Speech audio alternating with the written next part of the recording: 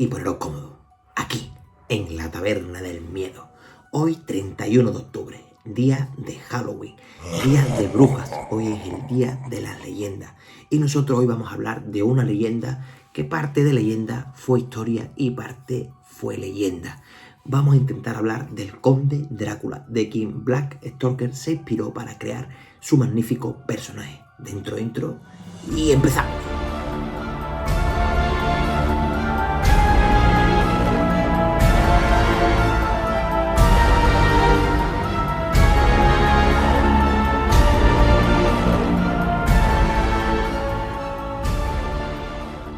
Si hay una leyenda de la cual muchos quieren saber su origen, sin duda es sobre el Conde Drácula. Está claro que ya hemos hablado de vampiros en el canal, pero ¿realmente Drácula fue un vampiro? ¿Qué esconde el que para muchos es el primero de los vampiros? ¿En quién se inspiró Bram Stoker para crear su novela? Pero sobre todo, ¿qué hay de real en todo esto? Pues quédate conmigo en los próximos minutos porque lo vamos a intentar averiguar.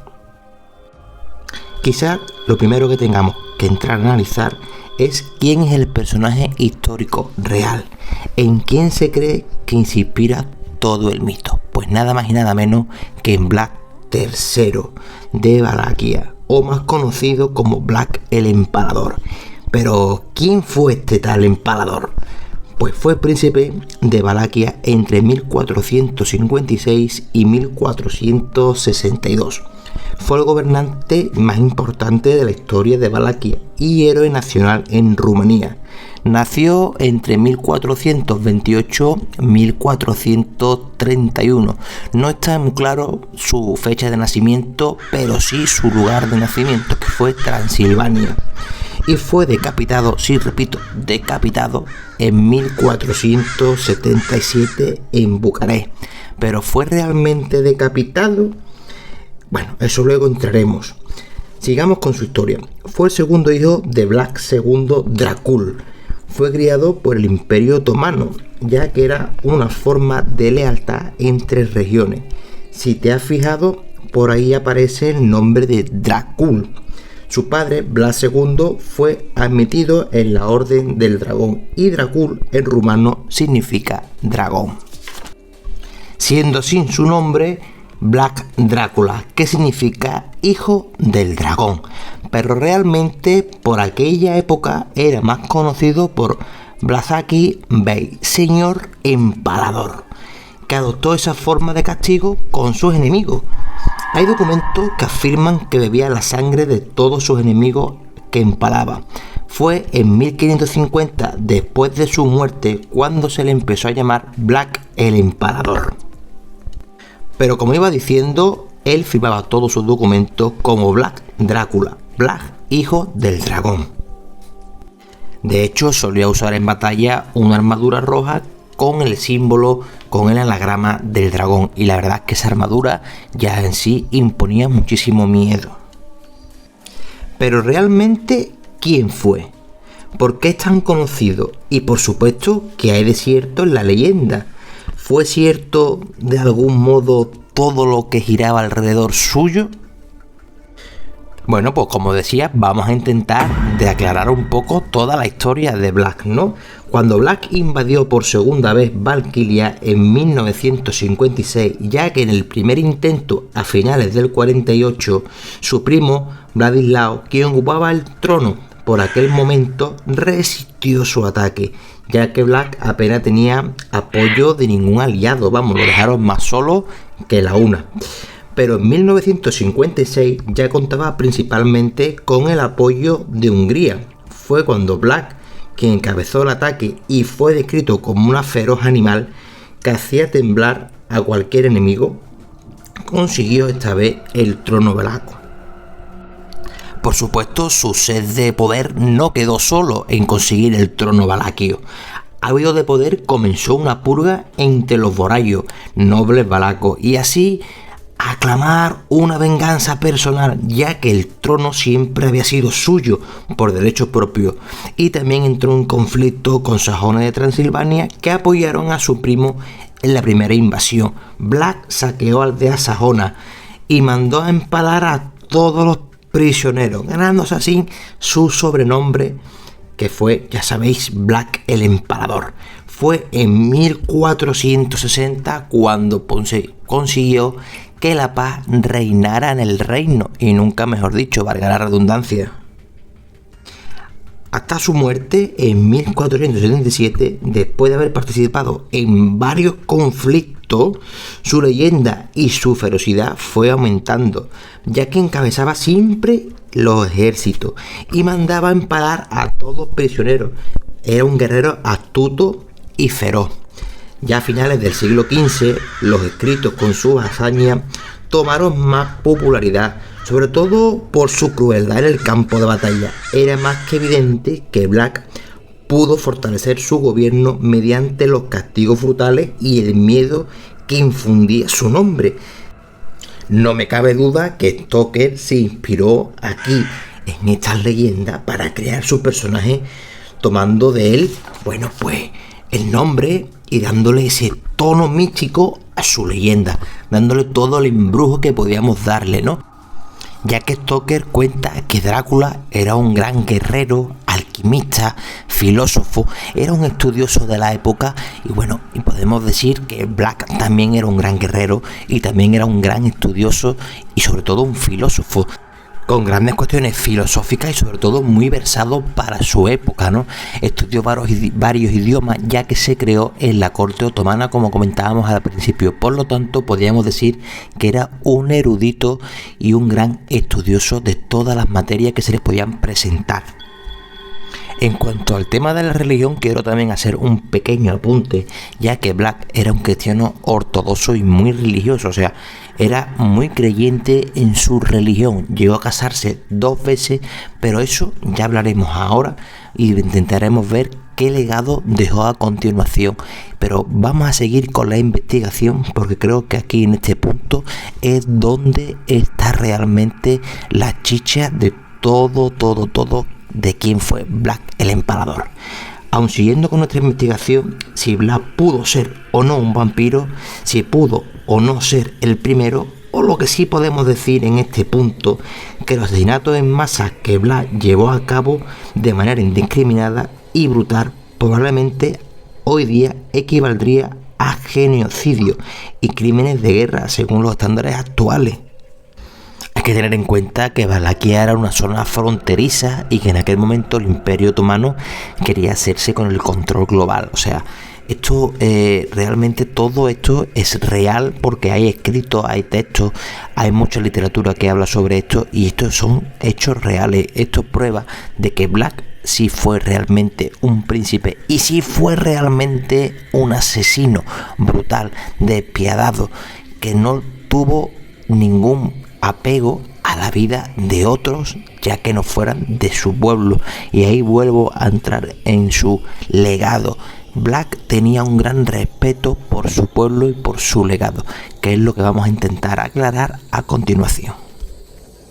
Como he comentado antes, Black se casó 2 veces, siendo su primera esposa Juan Hyundai y su segunda esposa Justina Slaggy, prima de Matías Corvino. Quedarse con este nombre, Matías Corvino. Su hijo mayor, nacido en 1462, se llamaba Micea. Su segundo hijo no se identifica, fue asesinado antes de 1486. Su tercer hijo, Black Drácula, reclamó sin éxito Valaquia alrededor de 1495, pero no tuvo éxito, como decía, y este fue, pues digamos, el último antepasado de la familia Drácula.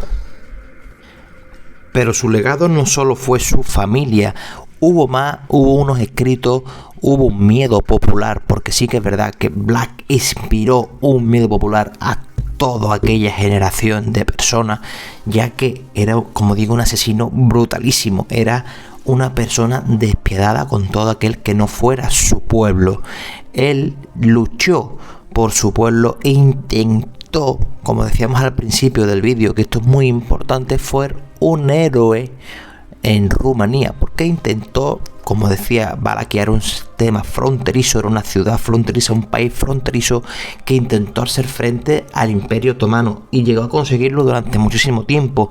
Por eso fue un héroe rumano, porque fue quien quien impidió que el Imperio Otomano alcanzara pues las fronteras de Valaquia, las fronteras de lo que hoy día es Rumanía.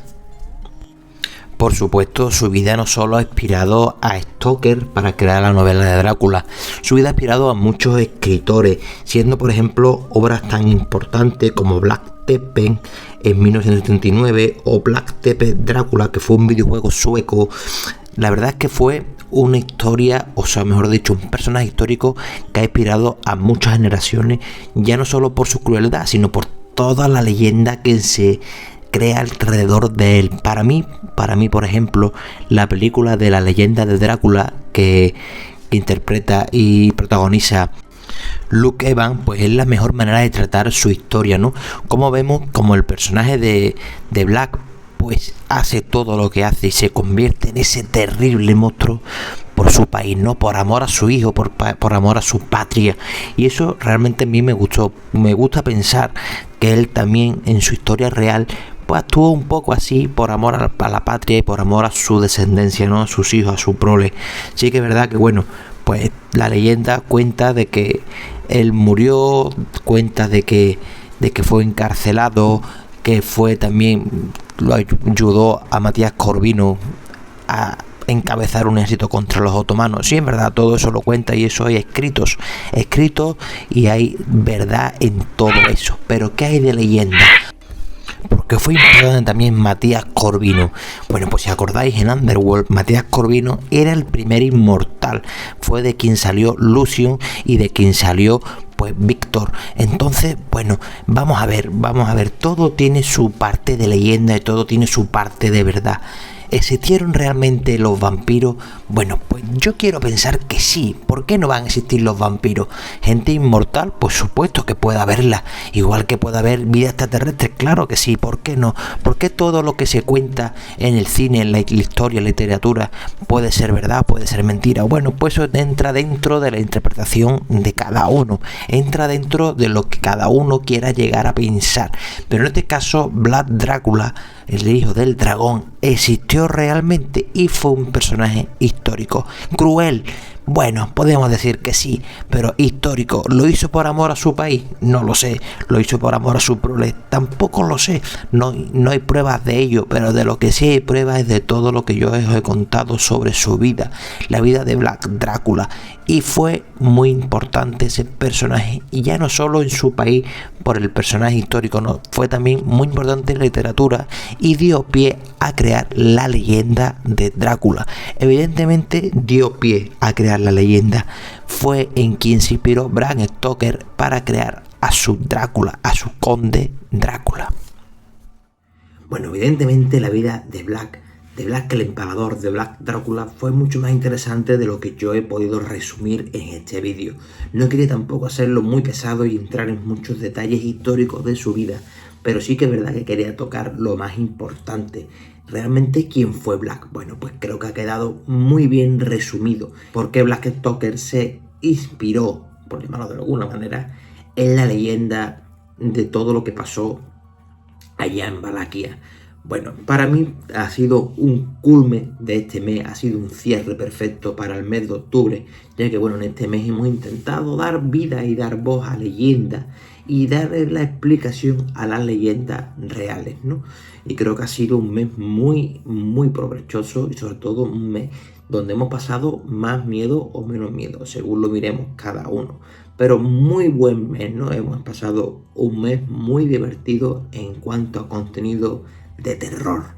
Y aquí, bueno, pues como digo, cerramos el ciclo del terror, aunque no del todo, porque ya sabéis que durante el año algo de terror siempre le podemos meter, porque nos mola este mundillo de las leyendas, nos mola este mundillo de hablar sobre todo de cosas que pueden ser verdad o pueden ser leyenda. No lo sabemos todavía, pero nos gusta ese mundo. Bueno, familia, a mí no me queda más nada que contaros, simplemente lo de siempre. Si os gusta este vídeo, suscríbete al canal, aprieta fuerte, pero que es muy fuerte la campanita, regálame un gran like y sígueme en todas mis redes sociales para estar al día de todo ese contenido friki que voy subiendo. Y recordad, bienvenido a mi morada. entre libremente por su propia voluntad y deje parte de la felicidad que trae. Esta noche, ¿trato o truco? ¡Feliz Halloween, chicos! ¡Truco! ¡Trato!